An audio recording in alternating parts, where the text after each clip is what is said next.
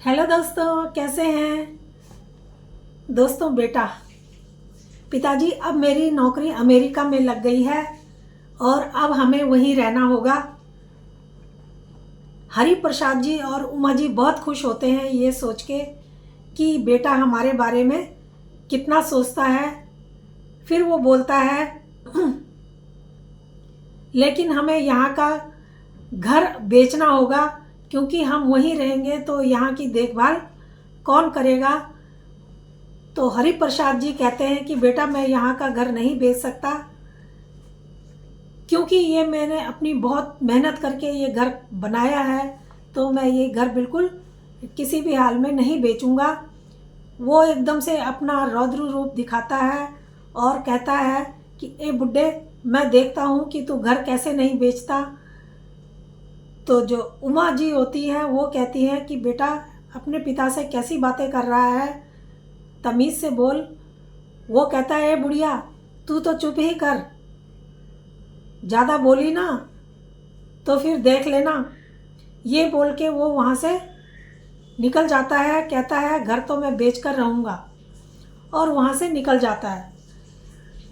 वो दोनों के दोनों सोचते रह जाते हैं कि ये क्या हुआ, ये क्या बोल के चला गया। अब वो तो वापस आता नहीं है, लेकिन जब एक दिन दोनों बैठ के वहाँ पर चाय पी रहे थे सुबह सुबह, तो वहाँ पर कुछ लोग आ जाते हैं और उनको कहते हैं कि चलो बाहर निकलो, चलो बाहर निकलो। सामान बाहर उठा के फेंकने लगते हैं उनका, और वो देखते रह जाते हैं। वो कहते हैं कि तुम हमारा सामान क्यों फेंक रहे हो, ये हमारा घर है। वो कहते हैं कि ओ बुड्ढे, तेरे बेटे ने तो ये घर हमें कब का बेच दिया है, और वो पता नहीं कहाँ चला गया तुमको यहाँ पर छोड़ के। चलो यहाँ से निकलो, हमने ये घर खरीद लिया है। पिछली बार भी जब हम आए थे तो तुम रोने लगे थे, इसलिए हमने कुछ नहीं बोला। अब ज़्यादा हम नहीं सह सकते, हमारा भी ये काम है, हमारी भी रोजी रोटी है। तो निकलो यहाँ से, हम इस घर को अब किराए पर चढ़ाएंगे। और वो उनको निकालने लगते हैं, उनका घर सामान फेंकने लगते हैं। वो रोने लगते हैं, कहते हैं हम कहाँ जाएंगे, हमारे बेटे ने तो छल से हमसे साइन करवा लिए कागज़ पे, अब हम क्या करें, कहाँ जाएं। वो कहते हैं हम कुछ नहीं जानते, हमने तो पैसे दिए हैं, हमने इसे 40-45 लाख में हमने ख़रीदा है, अब हम नहीं रुक सकते ज़्यादा। अब वो कहते हैं कि फिर हम कहाँ जाएं। तो वो कहता है कि ठीक है, मैं तुम्हारे रहने का बंदोबस्त एक वृद्ध आश्रम में कर देता हूँ। तो वो कहते हैं कि ठीक है, तू हमको वृद्ध आश्रम में ही छोड़ कर आ जा। तो वो उनको ले जाता है और एक वृद्ध आश्रम में पास के छोड़ के आ जाता है। जब वो वहाँ पर रहने लगते हैं तो कुछ समय बाद ऐसा होता है कि वो जो वृद्ध आश्रम होता है उसका जो ओनर होता है वो नहीं रहता, तो उनको वो खाली करना पड़ता है। अब उनको दूर के आश्रमों में किसी को कहीं छोड़ा जा रहा था। अब जब तक उनकी जान पहचान वहाँ के लोगों से भी हो गई थी, अब उनको दोनों पति पत्नी को एक आश्रम में भेजा जाता है दूर के। अब वो वहाँ रह रहे होते हैं तो उनको पता चलता है कि यहाँ पर वो सुनते हैं कि जो यहाँ रह रहे हैं वृद्ध लोग, उनको घरों में काम करने के लिए भी कभी कभी ले जाया जाता है। तो वो सोचते हैं अब क्या होगा। इतने में खबर आती है कि कल कुछ लोगों को काम पर ले जाया जाएगा किसी के घर में। तो वो पति पत्नी अपने आपस में बातें कर रहे होते हैं। तो हरि प्रसाद जी हैं, वो एक आदमी से पूछते हैं कि तुम तो मेरी उम्र के ही हो यहाँ पर, और तुम्हें कितने दिन हो गए, और यहाँ कहाँ पर काम पर ले जाया जाता है, हम इतनी उम्र वालों से क्या काम कराया जाता होगा। वो आदमी कहता है अभी तुम्हें आए हुए कुछ ही दिन हुए हैं, अभी तुम सब अपने आप ही जान जाओगे। तो हरि प्रसाद जी और उनकी पत्नी का नाम भी अगले दिन काम पर ले जाने के लिए आ जाता है। उनको ले जाया जाता है। तो वहाँ पर एक कोई बहुत बड़ा घर था, बहुत बड़ी कोठी थी, जहाँ उनको ले जाया जाता है वो कम से कम महल नुमा रहा होगा। वहाँ पर कई नौकर चाकर थे और वहाँ पर बहुत खाने पीने का इंतज़ाम हो रहा था। वहाँ जाकर उमा जी को तो किचन का काम सौंप दिया जाता है और हरि प्रसाद जी को कहा जाता है कि तुम जितने भी बाथरूम है वो सब साफ़ करो। हरि प्रसाद जी कहते हैं कि मैं बाथरूम नहीं साफ़ करूँगा, मैं नहीं करूँगा ये काम। वो आदमी कहता है कि ठीक है, अगर तुम्हें नहीं करना तो मुफ्त की रोटी तो तुम्हें तुम्हारे बेटा भी नहीं देता, तो हम तुम्हें मुफ्त में कहाँ से खिला सकते हैं, तुम कहीं अपना बंदोबस्त कर लो। तभी उमा जी कहती हैं कि नहीं, इनकी तबीयत ख़राब होने की वजह से असल में ये ऐसी बात कर रहे हैं, इनको कुछ हल्का फुल्का काम दे दो। वो कहता है कि ठीक है, तो तुम इधर लोगों को चाय पानी पिला देना। और ये कहकर वो वहाँ से चला जाता है। अब वो चाय पानी पिलाने का काम करते हैं। जब वो चाय पानी पिलाने का काम कर रहे थे तो लोगों को चाय सर्व कर रहे थे, तो हरि प्रसाद जी देखते हैं कि एक आदमी की पीठ थी जो उनकी तरफ पीठ करके बैठा हुआ था उस तरफ। हरि प्रसाद जी उसको आवाज़ लगाते हैं, कहते हैं साहब चाय पी लो। तो वो आदमी जब पलटता है तो देखकर हरि प्रसाद भी और वो आदमी भी चौंक जाते हैं, क्योंकि वो हरि प्रसाद जी का बेटा ही होता है। वो कहता है, ओ बुड्ढे, ये चाय तूने बनाई है? चाय बनाने का ढंग भी नहीं है, चाय बनानी आती नहीं है। और वो गरम चाय उनके ऊपर फेंक देता है, जो चाय उनके मुंह पर भी जाकर गिरती है। उनका मुंह जल जाता है, वो दर्द उनको हो जाती है। वो अपना मुंह पोंछते हैं और उसको घूर कर देखते हैं। तो वो कहता है, घूर कर क्यों देख रहा है बुड्ढे, आंखें नीची कर, मुझे घूरने की ज़रूरत नहीं है। वो हरि प्रसाद जी वहाँ से चले जाते हैं और एक कोने में जाकर के बैठ जाते हैं और रोने लगते हैं। तभी वहाँ पर उमा देवी भी आ जाती हैं। वो उमा जी कहती हैं, क्या बात हो गई, तुम रो क्यों रहे हो? वो उमा को सारी बात बताते हैं और कहते हैं, वो कहती है ठीक है, मैं अभी जाती हूँ और उस नालायक को ठीक करती हूँ। वो कहते हैं कि उसके पास जाने की ज़रूरत नहीं है, वो उसको कोई तमीज़ नहीं है, उससे कोई बोलने का मतलब नहीं है, उसको सबक तो मैं सिखा कर रहूँगा। वो कहती है तुम क्या करोगे? वो कहते हैं तुम देखती जाओ, उसको उसकी भाषा में ही जवाब देना पड़ेगा। वो वहाँ पर जैसे खड़े होते हैं, तभी वो उनको फिर आवाज़ लगाता है, कहता है, ए बुड्ढे, मेरे जूते तो साफ़ कर दे, ये बहुत गंदे हो रहे हैं।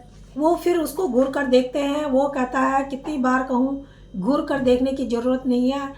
अगर एक जगह से तो तुम्हें निकाल दिया मैंने, अब जिस काम को कर रहे हो उस काम से भी मैं निकलवा दूंगा, रोटी के भी तुम मोहताज हो जाओगे, यहाँ से भी तुम्हें भगा दिया जाएगा।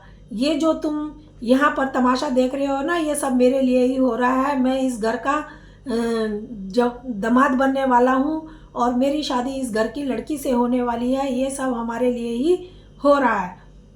वो कहते हैं कि तूने उस लड़की को भी छल से हारा होगा, उसके साथ भी ज़रूर तूने छल किया होगा, वो कैसे तेरे साथ शादी कर सकती है, इतने बड़े घर की लड़की।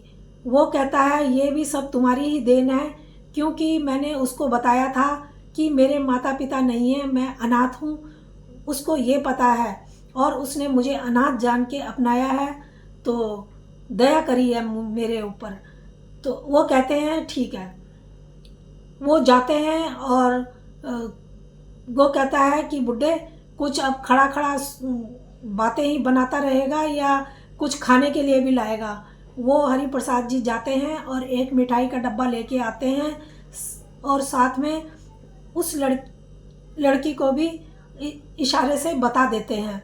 अब वो लड़की आके वहाँ उनके पीछे खड़ी हो जाती है। हरि प्रसाद जी जब उसको मिठाई देते हैं, वो खाता है और कहता है कि ये सब मेरे लिए हो रहा है, तुम्हारे ही वजह से सब हुआ है।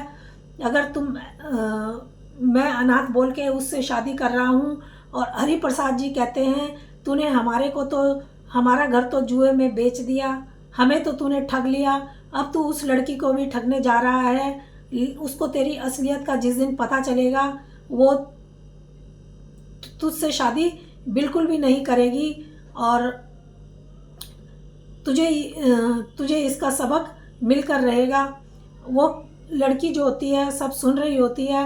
वो कहता है बुड्ढे, ये सब मैं तेरे करनी का फल ही तेरे को दे रहा हूँ। जब मैं जुए में हार गया था और मैं तेरे पास आया था, मेरे पीछे गुंडे पड़े थे और मैं जब आया तो तूने मुझे पुलिस के हवाले करने की धमकी दी और उसका ही मैं तुझसे ये बदला ले रहा हूँ।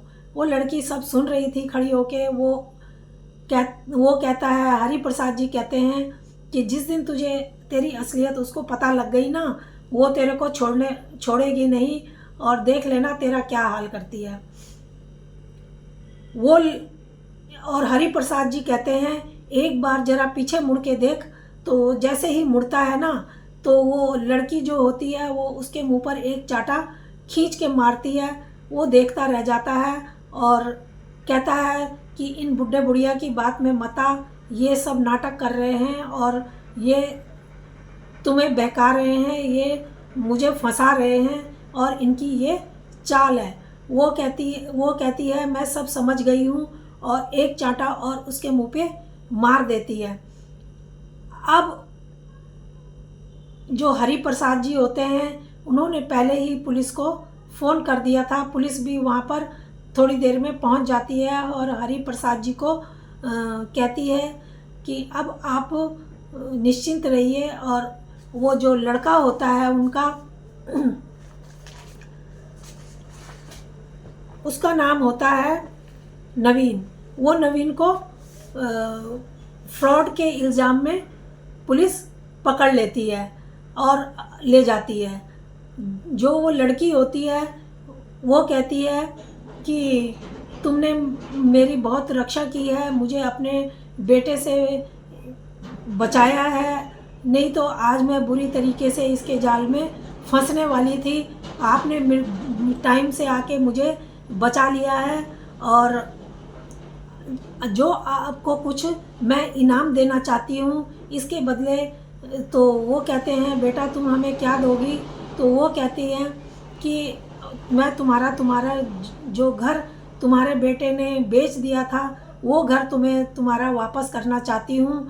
और वो घर वो उनको वापस देती है। वो दोनों जाने लगते हैं जब, तो वहाँ से तो वो उनको रोक लेती है और कहती है कि तुम अब अपने घर में जाओ और खुशी खुशी रहो। और वो लड़की फिर वहाँ हफ्ते में एक बार ज़रूर उनसे मिलने के लिए आया करती थी।